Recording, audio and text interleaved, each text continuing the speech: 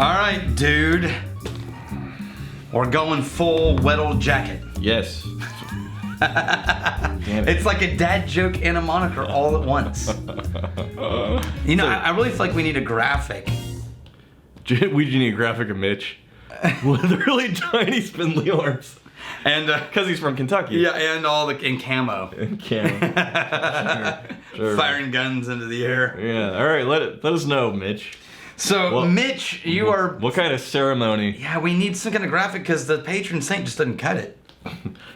When we drop off like 4 cases of whiskey, patron saint just sort of dusts the edges.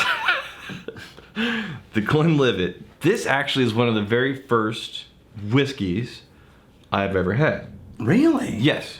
Okay. The moment that one of my, good God, man, one of my buddies found out that we're gonna be doing, I don't know if he found out we're doing a distillery or if I'm on a whiskey review channel, but he bought me a whiskey, bought me a scotch. All right. It was the Glenlivet. So here's the deal about Glenlivet 12. Yes. It is the first licensed on the nose, Highland distillery. On the nose, it's nothing. Getting nothing on the nose. Yeah, I wonder why. Oh, wait. Hang on a second. There you go. There you go. You know what to do. Okay, so here's the story.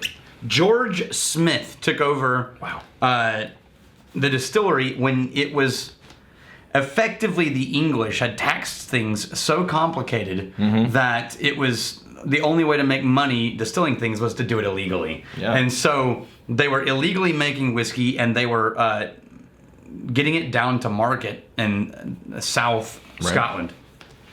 And they were doing it armed because they were having to fight battles with soldiers and the excise officers were trying to track them down. Really ripe. It was totally illegal. Ripe. Well, then finally, in 23? Honey and ripe fruit. If I remember correctly, 1824. 1824, they managed to pass a law that makes it fairly reasonable to get a license to distill whiskey in the Highlands.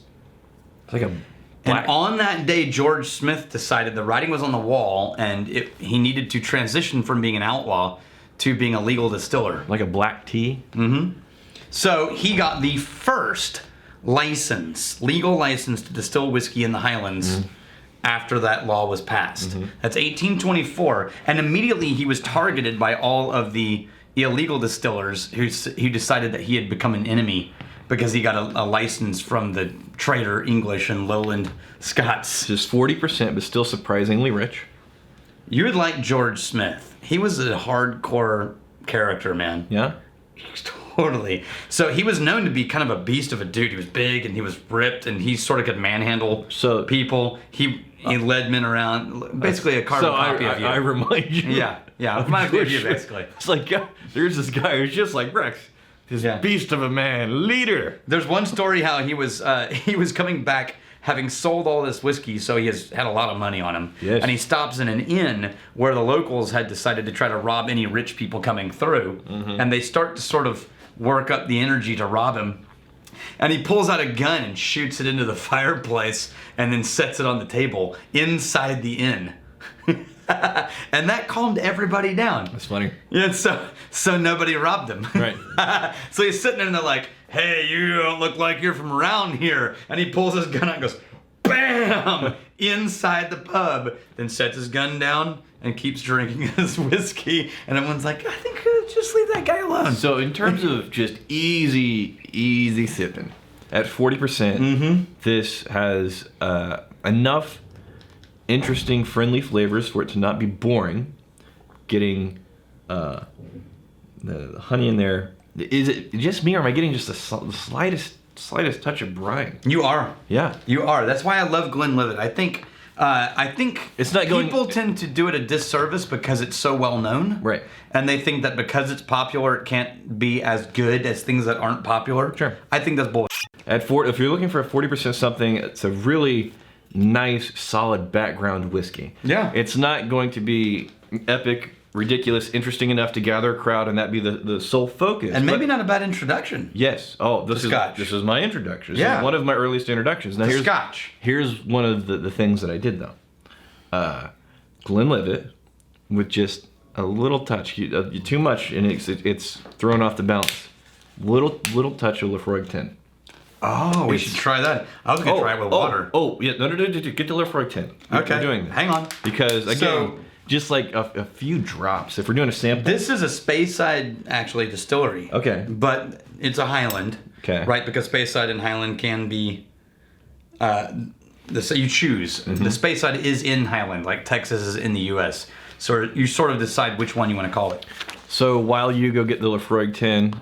I just wanted to try it with water, and the water made it boring, so forget that. Stephen Reynolds, could you give the inside of a barrel a wash and allow it to absorb some seawater prior to adding in the whiskey to give it that briny characteristic that a lot of island whiskeys get, or am I mad? Well, the problem with that... Probably illegal. Well, no, no, not technically, it's just water, but no, it's the problem with that is you can't... Yeah, but you can purify that kind of thing.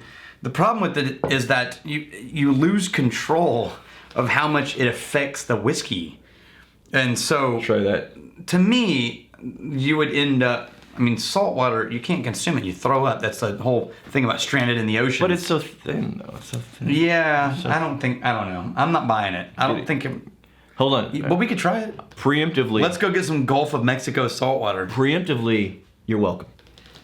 Oh, that smells like Laphroaig. Yeah. It doesn't smell like Glenlivet. Did you put in too much? Because again, the balancing act here, it's precarious. Yeah, I think I may have put in too much. All right, I'm going to add a little bit more Glenlivet because... Oh, wait. I'm going to do a little bit more Laphroaig. Yeah, you went too far? No.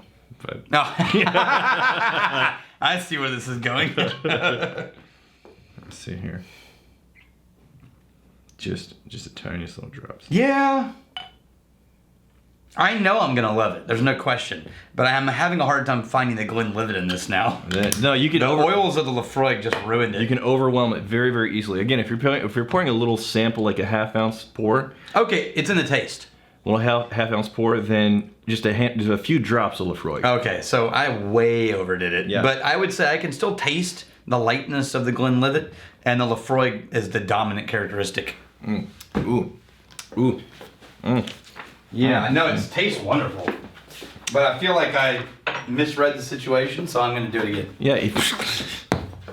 Miguel Luna, where did you get the Seinfeldish song at the beginning of the videos? I don't know. Chad dug up a bunch of songs. I'm not sure where he got it. Maybe Chad will show up in the comments. This time I got... Oh! This time it still smells like Glenlivet. Yeah. And then you get the little peaty... Little springy. Oh, see if that's what you're talking about. Did you get it? Yeah. Yeah. Oh, yeah. That's super good. That's way better than what I did. Super good. Jay the Wolf. What is the harshest and hardest whiskey to drink for you? One that pretty much just flat out hurts just to sip for each of you. Sorry, I want to see you in pain. LOL. For me, that's George Stagg, man. Stagg Jr. Yeah. Yeah, Junior, not... yeah, the Stagg Jr. just kicks my ass. Oh, no. And Brimstone. Brimstone. Brimstone's brutal, man. Let's go toe to toe. Brimstone, Stagg Jr. I don't have two glasses left. Okay, hang on a second. You don't have. Well, you got one. I got one. Get one. I'm gonna rinse this one, and we're gonna toe to toe George Stagg Jr. and Brimstone. Are you ready? I am definitely emotionally ready. Don't keep. Okay. So between the two, okay, Stagg Jr. and Brimstone. Well, you want to put them up there? Fine. Yeah. All right. Oh, other way around. Okay, you ready? Wait, what did you? That's Stagg Jr.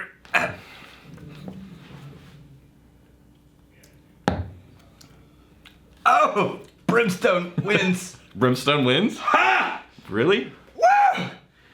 Yeah, the Stagg's more candied. And the Brimstone's just like, I'm from Texas. The Stagg is... It's like it's candied hot, though. It's just the hotness that comes after. Yeah. It's the hotness that just is aggressive. I'm good. Both of them. Ain't no thing? It's like eating jalapenos and trying to pretend like you're not sweating bullets. Ain't no thing? Which one was more of like a... for taste or for... Taste. Taste? Yeah, the Brimstone. Yeah, Brimstone's aggressive. It's just, hey, lick this charcoal briquette. It's just eating ashes. All right. I think we're good. Yeah, it is. It's just like eating. It's a Monday. Is it Monday? It's a Monday. All right. Good luck on the week. All right. If you fight, may you fight for a friend. Steal, may you steal lover's heart. And if you drink, may you drink with us. Hey, thanks for hanging out with us in the Whiskey Vault. Don't forget to throw in a like, hit that subscribe button on the bottom right, and drop a question or comment down below.